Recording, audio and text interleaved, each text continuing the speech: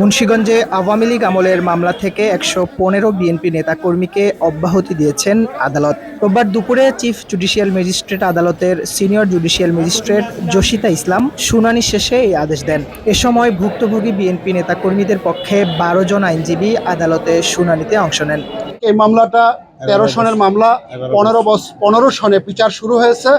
আজকে ২৪ সনে এসে সেপ্টেম্বর মাসের আজকে হলো ২৯ তারিখ ২০২৪-এ আজকে বিজ্ঞ আদালত মামলাটা রায়ের জন্য ধার্য করেছেন।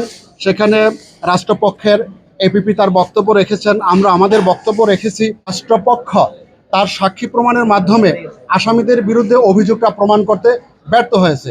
কোনো সাক্ষী সুনির্দিষ্টভাবে বলে নাই যে কোন আসামি কি অপরাধ করেছে। এটা বলে নাই এই কারণে আসলে কোনো আসামি কোনো অপরাধ করে নাই।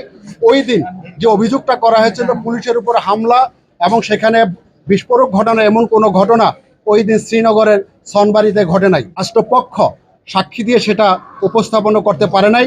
বিজ্ঞ আদালত দীর্ঘদিন যাবৎ এই মামলাটা সাক্ষ্য প্রমাণ গ্রহণ করে এবং আর্গুমেন্ট শুনে আজকে যখন দেখছেন যে মামলাটা আসামিদের বিরুদ্ধে রাষ্ট্রপক্ষ প্রমাণ করতে ব্যর্থ হয়েছে এবং বিজ্ঞ আদালত সঠিকভাবে সমস্ত আসামিদেরকে মামলা থেকে বেকসুর খালাস দিয়েছেন। আমরা ন্যায় বিচার পেয়েছি, কারণ এই আসামিরা দীর্ঘ প্রায় ১১ বছর যাবৎ এই মামলাটা দিয়ে হয়রানি হয়েছে।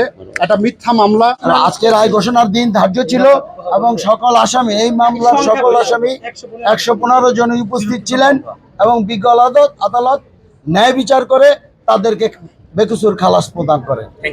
বিএনপিকে বাইরে রেখে জাতীয় পার্টিকে নিয়ে ২০১৩ সালে ১০ম জাতীয় সংসদ নির্বাচনের ঘোষণা দেয় আওয়ামী লীগ।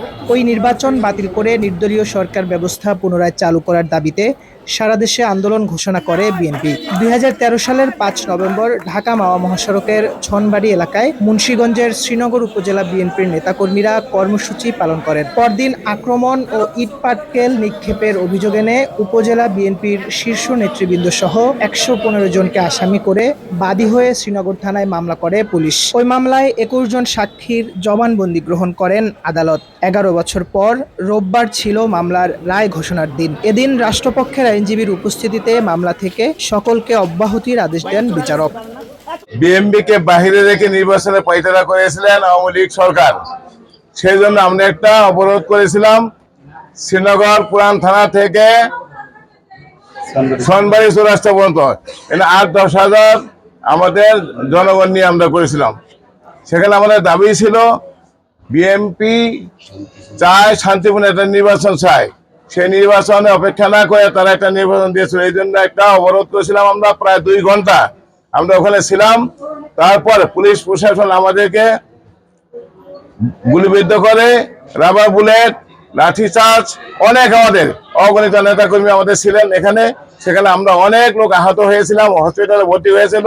আমরা যখন জামিনের জন্য আসি, আমাদের অনেক নেতাকর্মীকে মামলা জামিন না দিয়ে জেলে পাঠানো হয়। 2 মাস, 3 মাস, 4 মাস পর্যন্ত আমাদের জেল খাটতে হয়। শ্রীনগর উপজেলা বিএনপির সাবেক সভাপতি মমিন আলী, সাবেক সাধারণ সম্পাদক দেলোয়ার হোসেন সহ উপজেলার বিভিন্ন ইউনিয়নের নেতাকর্মীরা এই মামলার আসামি ছিলেন। শিহাব আহমেদ, আমার বিক্রমপুর।